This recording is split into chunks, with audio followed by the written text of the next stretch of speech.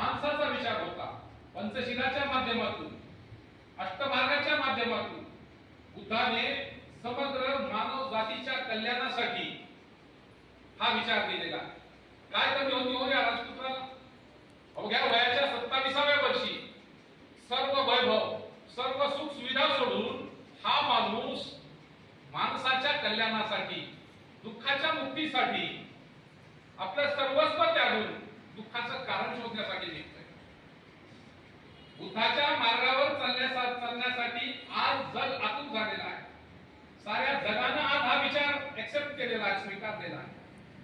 आणि जो जो माणूस बुद्धाने सांगून दिलेल्या या मार्गावर चालेल, नीतीवर चालेल, त्या माणसाचं कल्याण झाल्याशिवाय राहणार। समाजामध्ये वागत असताना साध्या साध्या गोष्टी आहेत। आम्ही इतरांना घालून पाडून बोलतो, इतरांचा अपमान करतो, इतरांना यातना देतो, इतरांना दुःख देतो। काही अधिकार नाही आम्हाला कळत नाही। अजाणतेपणानं, अज्ञानातून आम्ही इतरांची मन दुखवतो आणि मग इतरांचं मन दुखवल्यानंतर आम्हालाही दुःख निर्माण होतं, आम्ही दुःखी होतो।